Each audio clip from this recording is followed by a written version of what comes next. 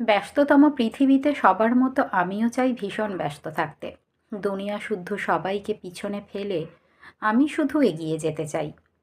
তারপর হঠাৎ একদিন চোখ মেলে আশেপাশে তাকিয়ে দেখব কেউ কোথাও নেই। তাই তো বলি, কাজ তো থাকবেই, তার মধ্যেও বাইরের জগতের সঙ্গে নিজেকে একটু মানিয়ে গুছিয়ে সবার সাথে মিলেমিশে একজোট হয়ে চলতে হয়। মানুষ জিনগতভাবে মিলেমিশে একসাথে থাকতে চায়, কিন্তু এখন এমন পরিস্থিতি, ছোট ছোট ফ্যামিলি, আরও নানান কারণে মানুষ নিজেকে বড্ড গুটিয়ে নিচ্ছে। তাই তো আজ মানুষ বড় একা হয়ে পড়ছে। কেউ যদি সবার সাথে মিশতেও চায়, মেশার মতো কাউকে পায় না।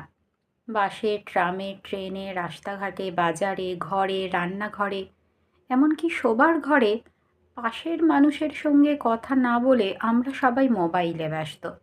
কি আজব না?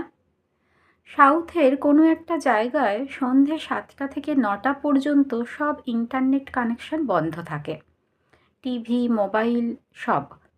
সেই সময়টা বাচ্চারা পড়াশোনা করে, বড়রা নিজেদের মধ্যে গল্প করে, আশেপাশের লোকজনের সঙ্গে মেলামেশা করে।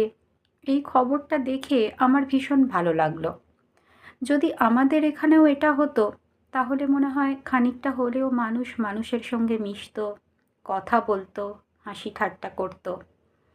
ফেসবুকে আমরা বন্ধু করে কথা বলি, কিন্তু পাশে একজন ধরাছোঁয়ার মধ্যে থাকলে তার সঙ্গে কথা বলে যে ভালো লাগাটা তৈরি হয়, সেটা কিন্তু মোবাইলের বন্ধুর সঙ্গে হয় না।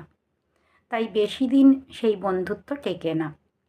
শুধু আমরা খুঁজে বেড়াই একটা সঠিক বন্ধু, তাও আবার কি, মোবাইলে, ফেসবুকে, যেটা একদম অসম্ভব ব্যাপার। ঠিক সোনার পাথর বাটির মতো।